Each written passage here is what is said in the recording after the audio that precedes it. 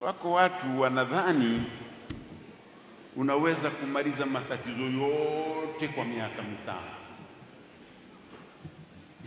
Hao ni watu wa ajabu. Na wenyewe dunia yenyewe, hata Mwenyezi Mungu vitabu vinasema aliumba mbingu na nchi kwa siku ngapi?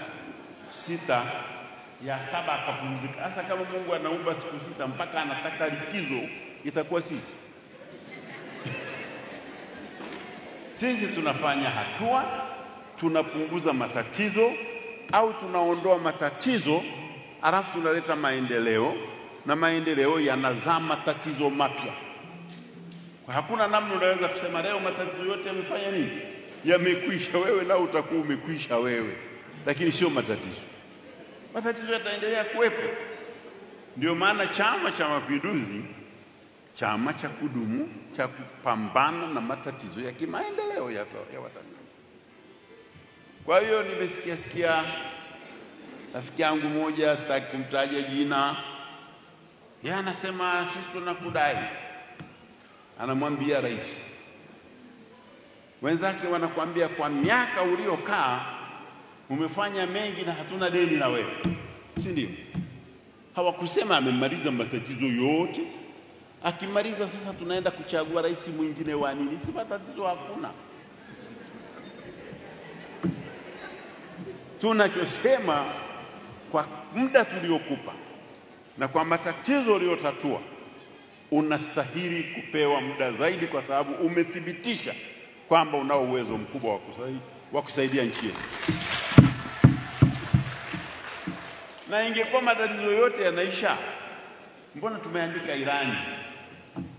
Mimi nilikuwa mjumbe wa kamati ya ilani, najua tumeandika ilani mpya, na wala sitaki kuieleza hapa kwa sababu watu wa kuieleza watakuja kutuambia tumefika hatua yetu mpaka hapa, tumefanya vizuri sana, lakini bado tuna matatizo 1, 2, na tuna majibu ya matatizo yanayokuja. Kwa hiyo huyu anayefikiri kwamba rais angemaliza matatizo yote, yeye naye naye ni mbunge, mbona naye hakuyamaliza yote pale kwake? Maana yako matatizo ya rais, yako matatizo ya wabunge, yako matatizo ya madiwani, na hakuna mtu anayemaliza yote, ila tunawashukuru wakifanya mambo mazuri kama tunamshukuru rais wetu. Kwa hiyo niliona nianzie hapo kumshauri yule mbunge, tena ni rafiki yangu sana ila simsemi jina, kwamba yeye naye ameingia choo isiyokuwa ya kwake, angecheki vizuri. Mheshimiwa Rais, wananchi wa jimbo la Kisesa kama nilivyosema wako hapa. Naanza na maombi. 1, Mheshimiwa Rais, umetoka Bariadi kwa barabara ya vumbi kuja Kisesa, kuja Mwandoya, kuja hapa Mwanuzi. Utatoka hapa utaenda Bukundi, utaenda Mkalama, utaenda Iguguno, utaenda Singida kwa barabara ya vumbi. Mheshimiwa Rais, hii barabara ilishafanywa usanifu muda mrefu wa kina na ikakubalika kujengwa, na inazo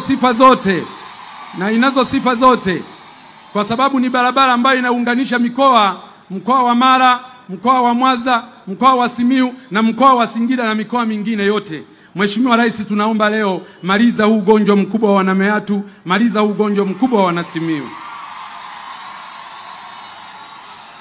Mheshimiwa Rais, ninaomba kwa niaba ya Wanameatu na kwa niaba ya wananchi wa jimbo la Kisesa, naomba ujenzi wa madaraja muhimu 3. Daraja la Mto Sanga litakalojengwa kati ya kijiji cha Isangijo pamoja na Ifungiro wilaya ya Maswa, daraja la Mto Sanjo litakalojengwa baina ya kijiji cha Mwashata pamoja na Migato litakalounganisha wilaya ya Meatu na Itilima, daraja la Mto Semu litakalojengwa kijiji cha Mbugabanya litaunganisha na kijiji cha Mwajidalala. Madaraja haya 3, Mheshimiwa Rais, ni muhimu sana kwa uchumi wa wananchi hawa, na ndio maana unashuhudia hizo shangwe zinazopigwa. Mheshimiwa Rais, katika maombi ninaomba jimbo la Kisesa sasa katika miundombinu hii ya kijiografia, naomba jimbo la Kisesa lipewe halmashauri ya wilaya kwa ajili ya kusukuma nguvu kubwa ya maendeleo. Mheshimiwa Rais, lakini jambo jingine ni hospitali, kituo cha afya cha Mwandoya. Kwa jiografia hii unavyoiona, naomba kituo kile cha afya kiwe hospitali teule. Mheshimiwa Rais, tunazo changamoto, nitataja chache, zingine tutapambana nazo na Mheshimiwa mkuu wa mkoa, mkuu wa wilaya, mkurugenzi mtendaji na watendaji wengine wa serikali. Lakini hizi tatu naomba kuzileta kwako, zimekuwa ni changamoto kubwa sana. Changamoto moja ni uvamizi mkubwa sana wa tembo katika wilaya nzima ya Meatu. Mheshimiwa Rais, umejenga kituo Ng'anga cha milioni 125 kwa ajili ya kudhibiti tembo. Mheshimiwa Rais, umejenga kituo cha kudhibiti tembo kii cha Marwiro milioni 80. Mheshimiwa Rais, kimeweka kituo pale Mbugabanya kwa ajili ya kudhibiti tembo, lakini kutokana na wingi huu wa tembo bado wanaua watu, tembo bado wanamaliza mazao ya wananchi akiwa shambani na majumbani. Tatizo la tembo ni kubwa kwa wananchi hawa. Ombi kubwa Mheshimiwa Rais, kwa sababu uliridhia fedha zije na vituo vifunguliwe, tunaomba nguvu kubwa ya fedha kwa ajili ya kutekeleza mikakati tuliyoianzisha baina ya TAWA, halmashauri kwa ajili ya kupambana na hawa wanyama pori. Jambo la pili ni wafugaji wetu ambao walishashinda kesi mahakamani baada ya kuwa baada ya kushtakiana wakashinda kesi mahakamani, lakini mifugo yao hadi leo haijarejeshwa Mheshimiwa Rais, na hao wananchi walishinda kesi mahakamani, na kwa sababu mahakama ndio mwamuzi wa mwisho, naomba sana kupitia kikao hiki na ninaileta hii rufaa kwako, wananchi hawa walipwe kwa sababu wanayo haki ya kulipwa fedha hizo. Ombi la tatu Mheshimiwa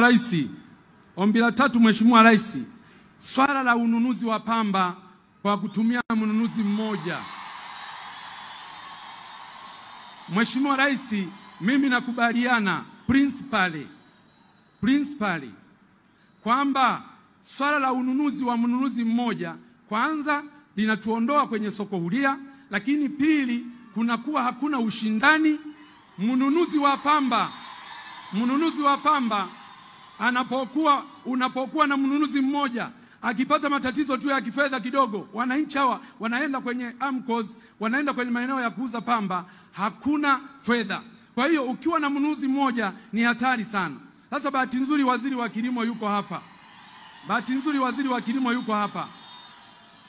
Mfumo wote ule unaoanzishwa ni lazima usicompromise ushindani katika soko huria. Mfumo wote ule unaoanzishwa usilete usumbufu kwa watu waende kuuza pamba sokoni halafu wasikute pesa. Wakiwa wanunuzi wengi, huyu akiwa na changamoto ya fedha, huyu akiwa na changamoto ya fedha, huyu atakuwa nazo fedha. Kwa hiyo ukiwa na wanunuzi 5 huwezi kupata shida ya fedha. Mheshimiwa Rais, sisi kule Kisesa tunakudai, na wale na maeneo mengine kote wanaosema wakudai zile fedha zihamishe kule zilete Kisesa, kwa sababu bado tuna mipango mingi ya maendeleo katika maeneo yetu.